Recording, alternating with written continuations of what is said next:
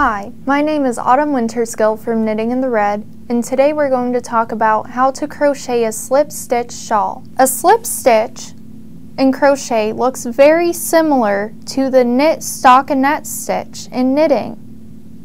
So to create a shawl such as this one, we're simply going to chain the number of stitches that will fit across the entire width that we want the shawl to be.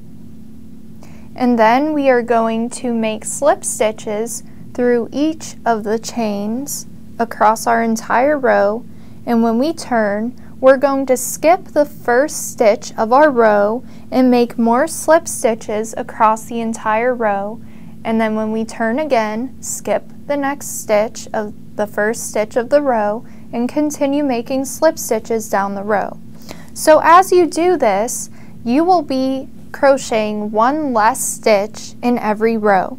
This will take you from a very wide triangle to the narrow point of the triangle that you want for a shawl. So after you've completed this process until you have 3 slip stitches left at the end of the point of your shawl, you can begin working your edging. So you would fasten off your yarn when you reach the point where you have 3 stitches left, and then you would work the edging that you would like across the entire edge of your shawl.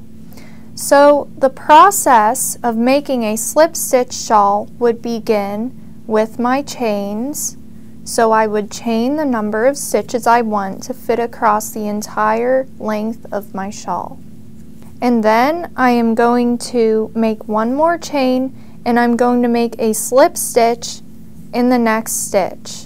So I'm making slip stitches, and when I reach the end and turn, I'm going to skip the first stitch of the next row. So I chain 1, I turn, and I skip this first stitch.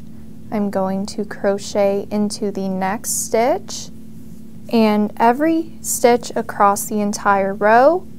And again, that technique is chaining 1, turning, and skipping the first stitch of the next row to crochet across the row.